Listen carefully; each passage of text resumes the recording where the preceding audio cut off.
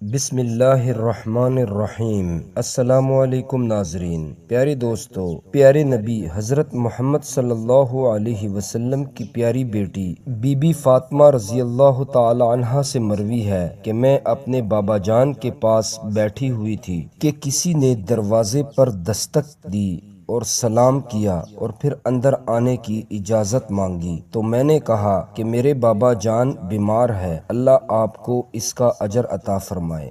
دستک دینے والے نے دوبارہ اندر آنے کی اجازت مانگی تو اسی اثناء میں پیارے آقا صلی اللہ علیہ وسلم کو ہوش آیا۔ آپ اپنی بیٹی سے فرمانے لگے، بیٹی تمہیں پتا ہے کہ دستک دینے والا کون ہے؟ تو بی بی فاطمہ رضی اللہ تعالی عنہا فرمانے لگی، نہیں بابا جان، میں نہیں جانتی۔ تو آپ صلی اللہ علیہ وسلم فرمانے لگے، بیٹی باہر جس نے دستک دی ہے اس نے آج دن تک کسی کے گھر کے باہر کھڑے ہو کر کبھی اجازت نہیں مانگی۔ تو آپ صلی اللہ علیہ وسلم فرمانے لگے، بیٹی وہ ملک الموت ہے، اسے اندر آنے دو۔ جب حضرت اسرائیل علیہ السلام گھر کے اندر تشریف لائے تو آپ صلی اللہ علیہ وسلم کو سلام کیا۔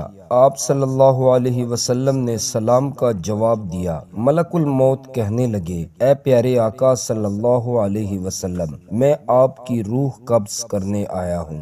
وہ فرشتہ فرمانے لگا، اے پیارے آقا صلی اللہ علیہ وسلم، اللہ نے مجھے حکم دیا تھا کہ میرے حبیب صلی اللہ علیہ وسلم کی روح قبض کرنے سے پہلے ان سے اجازت طلب کرنا۔ یا رسول اللہ صلی اللہ علیہ وسلم، پہلے اجازت طلب کر رہا ہوں، آج سے پہلے اور آج کے بعد ایسا کبھی نہیں ہوا۔ آسمانوں پر فرشتے اور پیغمبر آپ کے استقبال کے لیے منتظر ہے۔ اللہ رب العزت نے جہنم کے بڑے فرشتے کو حکم دیا کہ میرے پیارے حبیب صلی اللہ علیہ وسلم کی روح مطہرہ آسمانوں پر تشریف لا رہی ہے، اس اعزاز میں جہنم کی آگ کو بجھا دو۔ اور جنت کی حوروں سے فرمایا کہ تم اپنی تزائن الاراستی کرو، اور تمام فرشتوں سے فرمایا کہ تم سب صف بصف کھڑے ہو جاؤ۔ اور اللہ رب العزت نے ارشاد فرمایا ہے کہ تمام انبیاء اور ان کے امتوں پر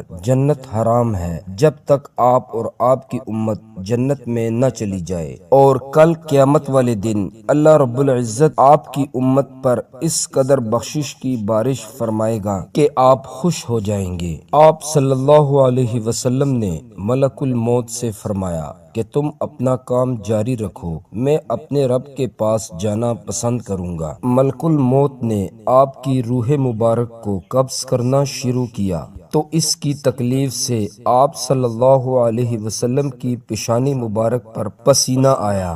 بی بی فاطمہ رضی اللہ تعالی عنہ فرمانے لگی، بابا جان، آج آپ بہت تکلیف محسوس کر رہے ہیں۔ تو آپ صلی اللہ علیہ وسلم نے فرمایا، میری بیٹی، آج کے بعد مجھے کوئی تکلیف محسوس نہیں ہوگی۔ آپ صلی اللہ علیہ وسلم یہ فرماتے، اے میری امت، نماز نہ چھوڑنا، اے میری امت، نماز مت چھوڑنا۔ جب آپ کی روح مبارک قبض کر لی گئی تو بی بی فاطمہ رضی اللہ تعالی عنہا آپ کے پاس آئی۔ انہوں نے جب آپ کو دیکھا تو یوں محسوس ہو رہا تھا جیسے آپ صلی اللہ علیہ وسلم آرام فرما رہے ہوں۔ بی بی فاطمہ فرمانے لگی، پیارے ابا جان، آپ نے اپنے رب کا بلاوا قبول کر لیا اور ہمیں چھوڑ کر چلے گئے۔ اگر جبرائیل امین آپ کو تلاش کرتے ہوئے یہاں آئیں گے تو ہم ان سے کہیں گے، آپ کنہیں تلاش کر رہے ہیں؟ جنہیں آپ تلاش کر رہے ہیں وہ اس جہان کو چھوڑ کر اپنے رب کے پاس چلے گئے ہیں۔ جب صحابہ کرام نے رونے کی آواز سنی تو وہ گھبرا کر بے تاب ہوئے، ایک دم ہلچل مچ گئی۔ جب صحابہ کرام رضوان اللہ علیہم اجمعین کو آپ کی وفات کی خبر ملی تو وہ سب پریشان ہو گئے۔ ایک صحابی کو اتنا صدمہ ہوا کہ ان کا بھی انتقال ہو گیا۔ آپ صلی اللہ علیہ وسلم کے انتقال کے بعد جب آپ کو غسل دینے کا معاملہ پیش آیا تو حضرت علی رضی اللہ تعالی عنہ فرمانے لگے کہ مجھے پیارے آقا صلی اللہ علیہ وسلم نے وصیت کی تھی کہ جب میری وفات ہو جائے تو مجھے غسل آپ دینا، کیونکہ میرے ستر پر آپ کے علاوہ کسی کی بھی نظر پڑے گی تو وہ نابینا ہو جائے گا۔ حضرت علی رضی اللہ تعالی عنہ فرماتے ہیں کہ جب پیارے آقا صلی اللہ علیہ وسلم کو میں غسل دے رہا تھا تو ان کے جسم مبارک پر میں نے کسی قسم کی میل نہ دیکھی۔ علی رضی اللہ تعالی عنہ فرمانے لگے، اے آقا دو جہاں، میرے ماں باپ آپ پر قربان کہ آپ کی حیات کس قدر پاکیزہ ہے۔